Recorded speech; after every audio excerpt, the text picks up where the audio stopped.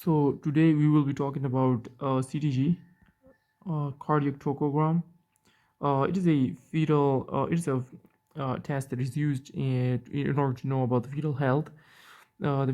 So it usually is fetal heart rate tracing. From the fetal heart rate tracing. From the fetal heart rate tracing, we kind of it gives us an idea about the fetal heart rate. It is also called the non-stress test. So now, today we will be mostly focusing on the types of decelerations that are seen on CTG and how to identify them, because usually in the usmle step 2 CK, they will give you the decelerations. So let's talk about them. So first, let's have a general idea about how the CTG is. So in CTG, you will see two readings. So let's say the above one, usually it would be the fetal heart rate. So this is, for example, the fetal heart rate, and below you will have these kind of upward waves, and these are the uterine contractions. So below will be uterine contractions, and above will be fetal heart rate tracing, So now today we will be talking about the deceleration. So what are decelerations? So let's say if this is fetal heart rate tracing, and it suddenly drops and then goes up. So this will indicate that there is deceleration, but it's not that simple. So the definition is that this drop. So if, let's say this is 170 and this one here is 150. So this drop here is 20. So let's say, so the definition is that deceleration should be greater than equal to 15 beats, and it should be greater than equal to 15 seconds, but less than 2 minutes. So this is the definition of deceleration. So now here it is 20, right? From 170 it dropped to 150, so it's greater than 15. So that would indicate that this is deceleration. So now that we have understood the deceleration, now let's talk about the different types of decelerations. So there are different types of decelerations. For example, there is early, and there is late, and there is variable. So how do you differentiate these? So let's say the names are such that we can easily know why they're named early, late, and then variable from the CTG. So it's they are named so because of the relation of deceleration with the uterine contraction. So let's say this is early. So in early, what happens is that if this is the fetal heart rate and this is the deceleration, and then goes up, and this is the uterine contraction, and it's going up like this. So the lowest point here, the lowest point of the deceleration, the lowest point, it's also called the nadir. The nadir would be corresponding to the peak of the contractions of the uterus. So they are kind of corresponding with each other. So here they've started at the same level, and the peaks are reached at the same time. So that would be early, so appropriately named. So then the second one is the late deceleration. So what happened in late deceleration is that, let's say if this is the deceleration,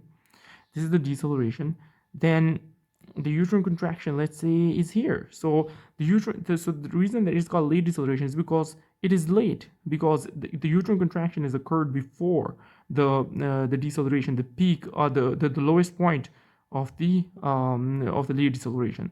So this is the peak of the uterine contraction, and this is the lowest point of the late deceleration. So it is late, like it occurred after the uterine contraction peak.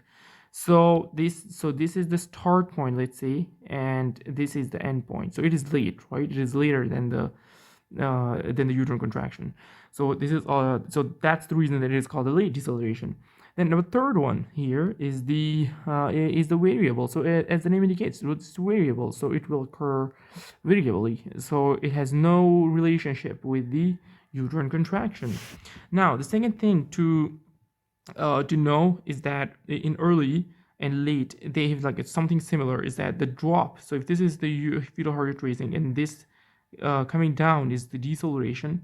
So this drop, the time from the onset of the drop to the nadir, to the lowest point, this time is usually greater than or equal to 30 seconds. So it is slow drop. The drop is slow. So so that is an important thing, because it will help you differentiate from the variable one, because in the variable we'll talk about it is less than 30 seconds. So here again the drop is similar. The drop is the time between the onset and the drop is greater than or equal to 3 seconds. So it is slow drop in both the early and the late. But in here, the third one, which is the variable one, we have a sudden drop. So it is a sudden drop. So this drop, the time between the drop and the onset would be less than or equal to 30 seconds.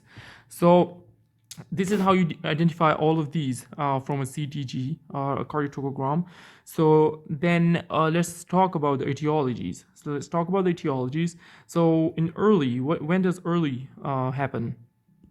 So the early is usually, you can say that it is benign. It's like a normal finding. It can be normal. So it can be normal or it can be associated with head compression, fetal head compression.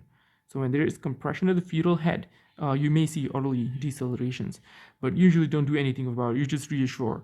So then number second one is the late one, and the late ones are bad because they are usually associated with uteroplacental insufficiency.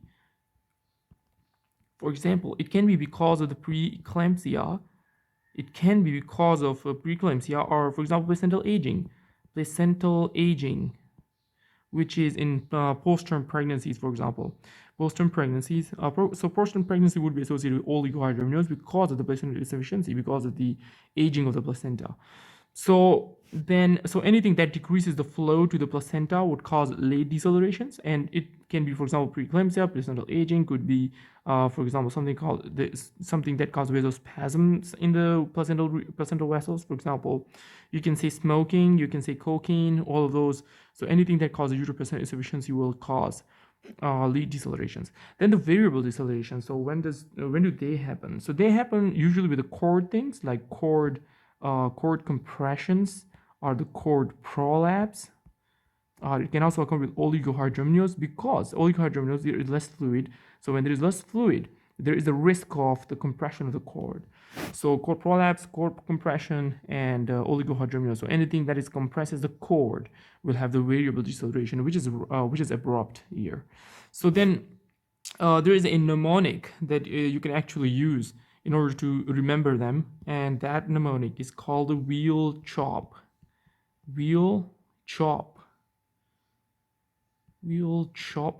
So what it means is that number first we have the V. So the V is for variable deceleration, and C is for the cord compression. So here, like we talked about it here, so variable is for cord compression or cord prolapse. So then E is for early deceleration, and H is for head compression, like we talked about here. So then A is for acceleration. So whenever you see accelerations on the CTG, they are okay. You don't need to worry about them. Accelerations are perfectly fine. So then we have the L is for late, and P is for placenta. So late are with uteroplacental insufficiency. So this is just a little mnemonic that can help you identify what each of these means, or when do each of the decelerations occur. So hope this was helpful.